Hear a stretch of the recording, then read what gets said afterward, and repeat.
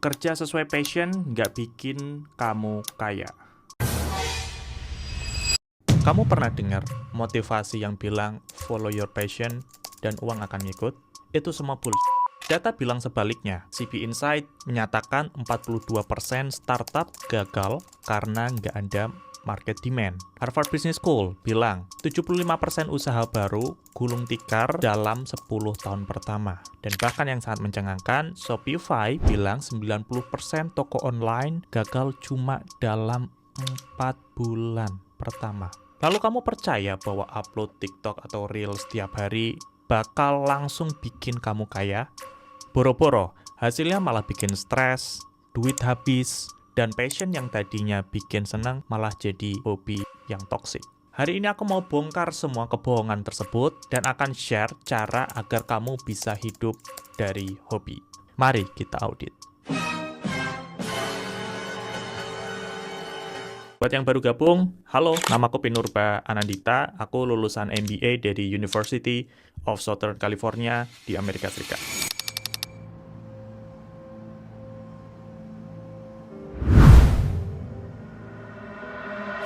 Temuan satu, realita pahit.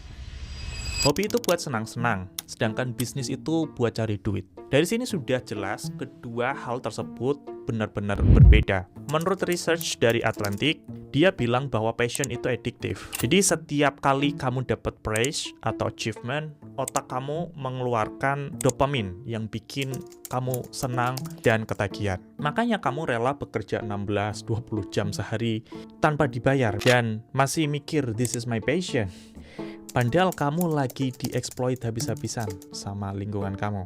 Atau di kantor misalnya, kamu disuruh kerja overtime tanpa dibayar dan dikasih beban kerja ekstra karena kamu terlihat suka, passionate about pekerjaan tersebut. Di dunia digital juga sama, 75% content creator percaya bahwa algoritma akan menghukum mereka kalau mereka nggak posting secara konstan. Jadi ketika kamu istirahat, kamu menganggap diri kamu sudah kehilangan opportunity. Jadi berhati-hatilah teman-teman sebelum teman-teman akan menekuni hobi menjadi sebuah bisnis. Dan kamu juga harus siap sama 3 hal ini. Yang pertama, pure joy berubah menjadi anxiety sources. Yang kedua, kamu bakal ketemu orang-orang yang nggak appreciate sama karya kamu. Dan yang ketiga, itu cash flow crisis. Karena pikiran kamu akan berujung pada income dan profitability. Temuan kedua, formula hobi jadi cuan.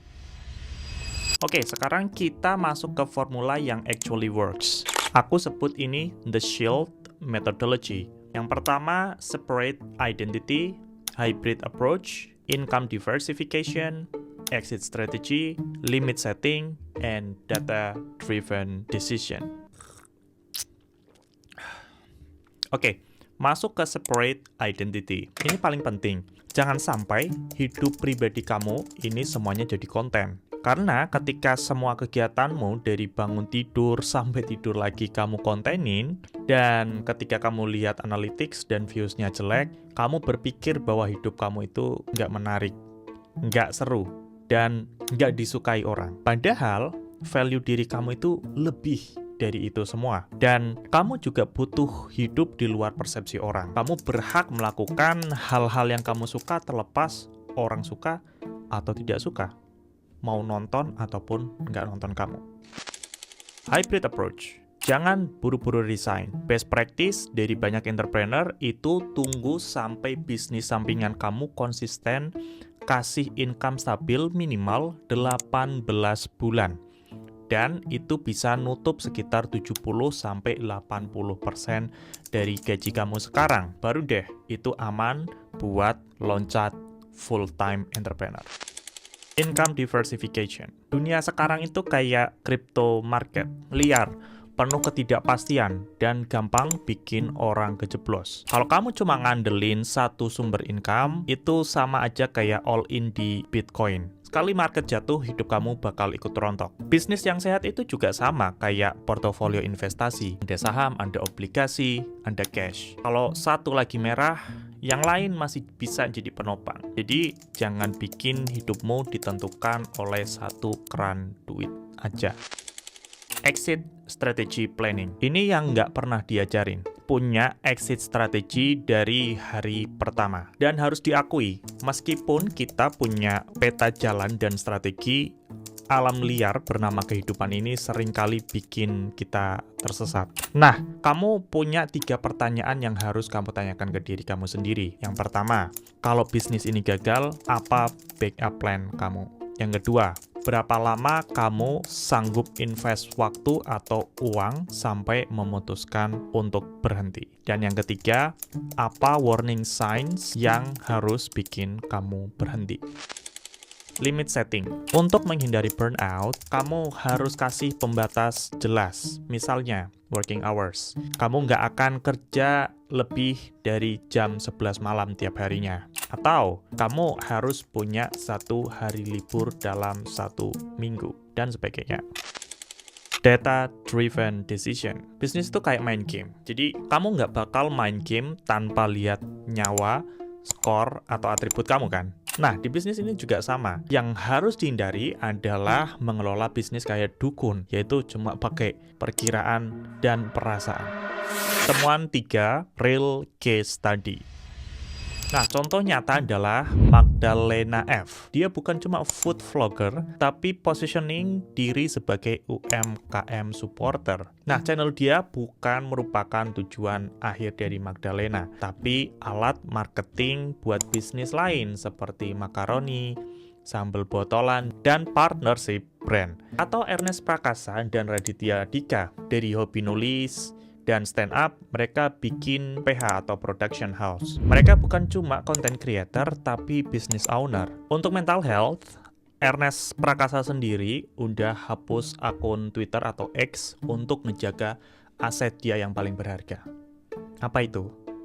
Mental health, diri dia sendiri. Dan untuk Radit, dia juga berkali-kali bilang dia nggak pernah bandingin channelnya dengan channel orang lain. Dan dia juga selalu ngulik informasi berdasarkan apa yang dia ingin ketahui dibanding apa yang audiens suka. Nah, dari public figure ini kita belajar bahwa mulai semuanya itu dari side hustle. Dan bikin sistem, lalu diversifikasi income, dan jaga mental health. Pertanyaannya, di titik mana kita tahu bahwa mental health kita itu sudah kena? Temuan 4, red flags dan warning system. Sekarang aku punya 5 warning signs bahwa hobi kamu udah berubah jadi toxic. Yang pertama, itu burnout. Hobi udah nggak bikin kamu bahagia, tapi malah bikin kamu anxious, gelisah setiap hari. Yang kedua, relationship sama family atau friends terganggu karena kamu always working, selalu bekerja di mana-mana. Yang ketiga, income inconsistency selama 6-12 bulan. Yang keempat, race to the bottom. Kamu selalu bersaing di harga dengan para kompetitor kamu. Dan yang terakhir, kamu rela bekerja secara cuma-cuma atau secara murah karena kamu ngejar exposure. Nah, kalau 3 dari 5 red flags tadi muncul berbarengan, kamu lebih baik stop dan balik ke hybrid model. Cari kerjaan yang lebih stabil sambil re-evaluate bisnis kamu.